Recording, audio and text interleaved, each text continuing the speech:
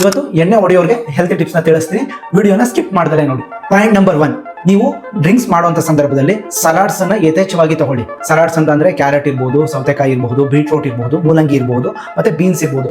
Second thing, fruits ಗಳನ್ನು ಕೂಡ ನೀವು ಡ್ರಿಂಕ್ಸ್ ಮಾಡುವಂತ ಸಂದರ್ಭದಲ್ಲಿ ಉಪಯೋಗಿಸ್ಕೊಳ್ಳಿ. ಸ್ಪ್ರೌಟ್ಸ್ ಮತ್ತೆ ಬೇಯಿಸಿರ್ತಕ್ಕಂತಹ ಕಡಲೆ ಬೀಜ ಇಷ್ಟನ್ನು ಕೂಡ ನೀವು ಸೈಡ್ಸ್ ಆಗಿ ಬಳಸಬಹುದು. ಪಾಯಿಂಟ್ ನಂಬರ್ 2, ನೀವು ಡ್ರಿಂಕ್ಸ್ ಮಾಡುವಂತ ಸಂದರ್ಭದಲ್ಲಿ ವಾಟರ್ ಇಂಟೇಕ್ ನ ಸರಿಯಾಗಿ ತಗೊಳ್ಳಿ. ಪಾಯಿಂಟ್ ನಂಬರ್ 3, ಡ್ರಿಂಕ್ಸ್ ಮುಗಿದ ನಂತರದಲ್ಲಿ ಹೊಟ್ಟೆ ತುಂಬಾ ಊಟವನ್ನ ಮಾಡಿ, ಹಸ್ಕೊಂಡು ಹಾಗೆ ಮಲಗಲಿಕ್ಕೆ ಹೋಗಬೇಡಿ. ಫುಡ್ ಅನ್ನು ಏನಾದರೂ ತಗೊಳ್ಳಿಲ್ಲ ಅಂತಂದ್ರೆ ಬಾಡಿಗೆ ಎನರ್ಜಿ ಸಿಗಲ್ಲ.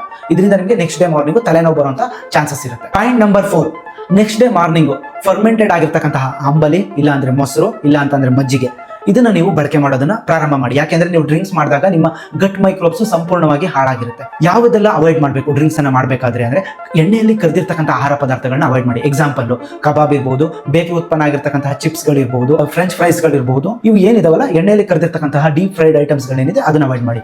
ಈ ವಿಡಿಯೋ ಏನಾದರೂ ಯೂಸ್ಫುಲ್ ಅಂತ ನಿಮ್ಗೆ ಅನ್ಸಿದ್ರೆ ನಿಮ್ಮ ಎಣ್ಣೆ ಹೊಡೆಯೋ ಫ್ರೆಂಡ್ಗೆ ಟ್ಯಾಗ್ ಮಾಡಿ. ಇನ್ನಷ್ಟು ಹೆಚ್ಚಿನ ಹೆಲ್ತ್ ಟಿಪ್ಸ್ ಆಗಿ ನನ್ನ ಪೇಜ್ ಅನ್ನ ಫಾಲೋ ಮಾಡ್ಕೊಳ್ಳೋದನ್ನ ಮರಿಬೇಡಿ. ಧನ್ಯವಾದಗಳು ಸ್ನೇಹಿತರೆ.